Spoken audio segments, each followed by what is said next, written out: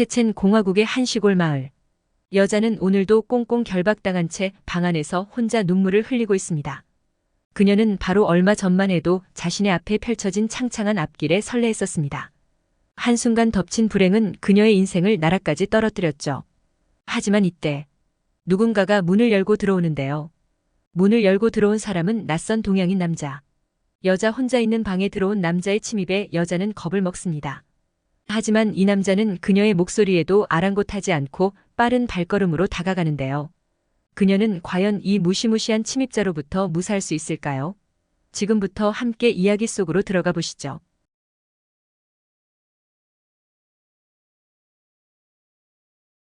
안녕하세요. 저는 현재 유명한 다국적 기업의 아일랜드 더블린 지사에서 마케터로 일하고 있는 아미나 카디로바라고 합니다. 저는 러시아의 연방공화인 체첸 공화국 출신으로 어릴 때부터 교육열이 강했던 부모님 덕에 마을 여자로서는 드물게 대학에 갈 수 있었습니다. 러시아 국립경영대학교에서 마케팅을 전공한 저는 러시아 마케팅 회사에서 경력 3년 정도 쌓고 유명 IT 기업에 합격했습니다. 지금은 상황인지라 제가 다니던 회사도 러시아에서 철수하고 모스크바 지사 직원들을 다른 집으로 옮겼지만 그때는 아직 전쟁이 터지기 전이라 건재했죠. 드디어 세계적인 대기업에 들어갔다는 기쁨에 가족들에게 자랑하고 싶었던 저는 부모님이 계신 체첸 지역으로 떠났습니다. 어차피 본격적인 출근은 3주 뒤였기 때문에 부모님을 보고 올 시간은 충분했습니다. 그렇게 기차에서 내려 마을 쪽으로 걷고 있던 저는 제 옆에 차 한 대가 서는 것을 보았습니다. 의문 어린 눈길로 차를 쳐다보자 차창이 내려졌습니다. 그리고 미하일이 저를 쳐다보며 반갑게 인사하더군요. 미하일은 소문이 좋지 못한 남자로 제가 어릴 적부터 여자들을 끌고 가 술집이나 늙은 남자에게 팔아넘긴다는 소문이 있는 남자였습니다. 고향에서 가장 보고 싶지 않은 남자를 먼저 마주친 셈입니다. 그가 옆에서 뭐라 말을 걸려고 했지만 저는 고개를 숙여 인사를 한 뒤 빠르게 발걸음을 옮기면서 사라지려고 했습니다. 하지만 미하일은 제 발걸음에 맞춰 느리게 차를 운전했습니다. 조수석에 앉아있던 미하일은 운전석에 있던 다른 남자에게 귓속말을 하더니 갑자기 차를 멈췄습니다. 뭔가 심상치 않음을 느낀 저는 빠르게 뛰었지만 차 문을 열고 저를 쫓아온 미하일과 남자는 무시무시한 속도로 쫓아왔습니다. 그리고 뒤에서 제 머리채를 잡더니 차로 끌고 갔죠. 뒷좌석에 던져진 저는 밧줄에 꽁꽁 묶여 차에 갇히고 말았습니다.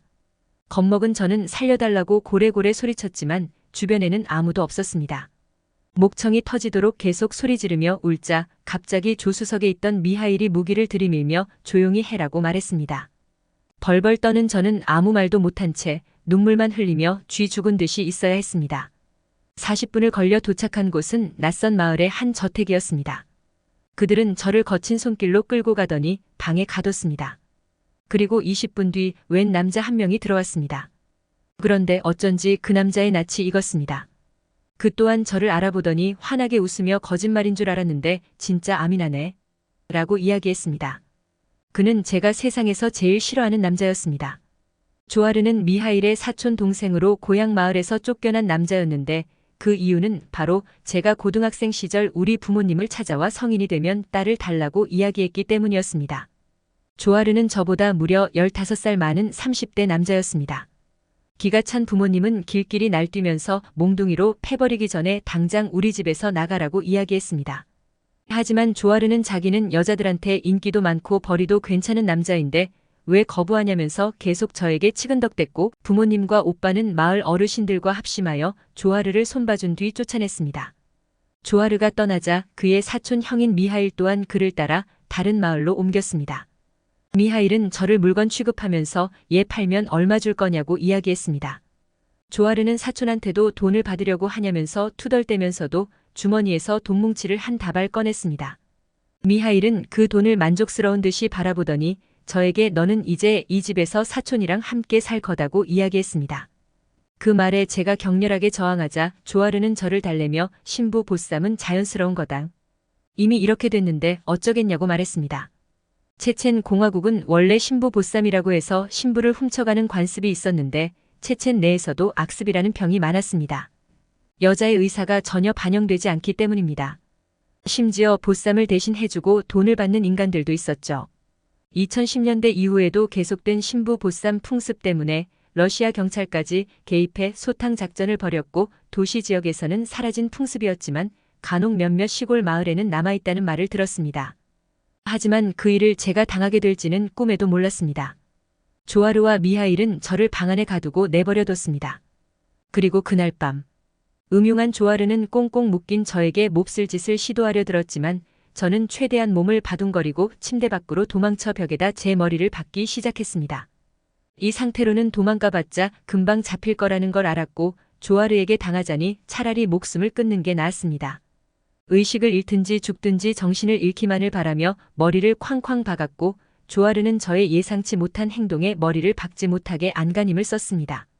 그는 결국 오늘 밤은 하지 않겠다고 소리를 질렀고 그에게서 몇 번 다짐을 받은 뒤에야 그는 밖으로 나갔습니다. 아침이 되자 조아르는 저에게 먹을 것을 가져와 포크를 들고 입을 벌리라고 했습니다. 하지만 저는 입을 앙다물고 절대 열지 않았죠. 그 모습을 한심하다는 표정으로 지켜보고 있던 미하일은 갑자기 조아르 보고 나와보라고 하더니 제 뺨을 갈겼습니다. 건방지게 굴지 말라고 했죠. 그리고 조아르에게는 좋게 대해주면 우습게 본다면서 초장부터 버르장머리를 고쳐놔야 한다고 이야기했습니다. 미하일은 밤에 조아르와 부부로서 의무를 수행하지 않으면 밥을 주지 않겠다고 말했죠. 그 뒤 저는 3일을 내리굶었습니다. 그래도 그에게 굴복하는 것보다는 나았습니다. 그렇게 죽지 못해 사는 기분으로 며칠을 보내던 저에게 미하일이 갑자기 다가와 제 입에 양말을 넣고 테이프로 제 입을 단단히 막았습니다. 그는 오늘 손님이 올 테니 조용히 있으라고 말했습니다. 미하일이 방을 나간 지 30분쯤 지났을까요? 바깥에서 사람 소리가 들렸고 손님을 맞이하는 미하일과 조아르의 목소리는 무척 들떠 보였습니다. 순간 손님에게 내가 갇혀있는 걸 알려야겠다는 생각이 들었습니다.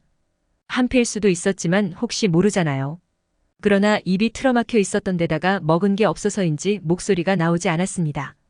어떻게 소리를 낼지 방법을 궁리하던 저는 머리를 이용해서 침대 옆 서랍에 있는 스탠드를 떨어뜨렸습니다.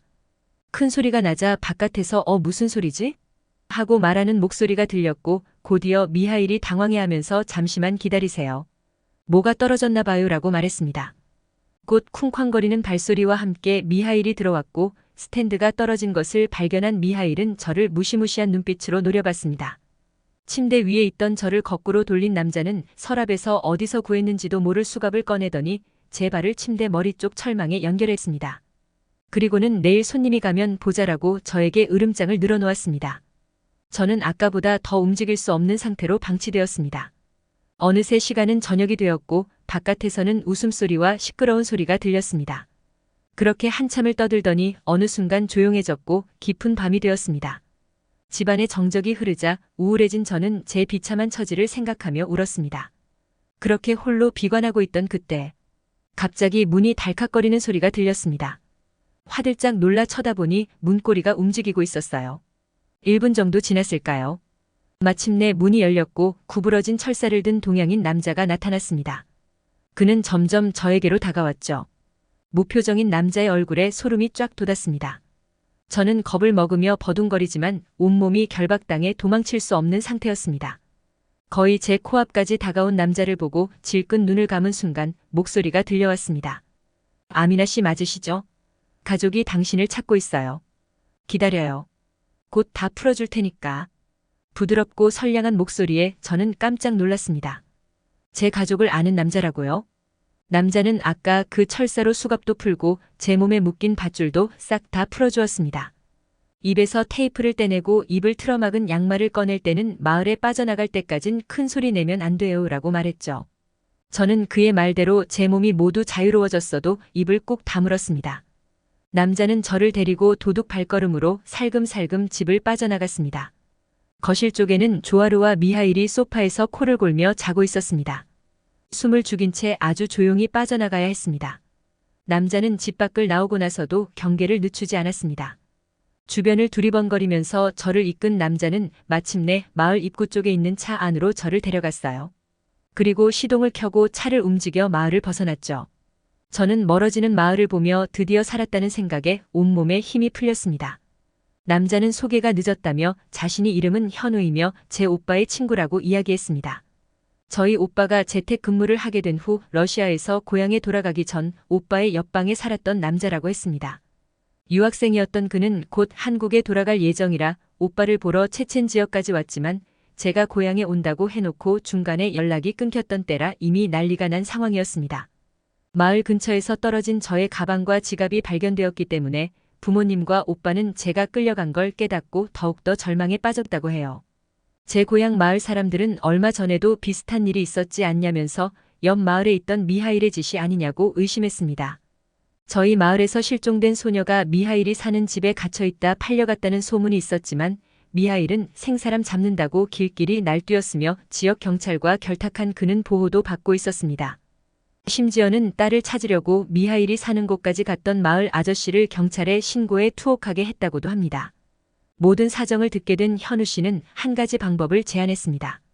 마을 사람들이 찾아가면 경계심이 심할 테니 자기가 외국인 여행자인 척하면서 접근해 보겠다는 것이었죠.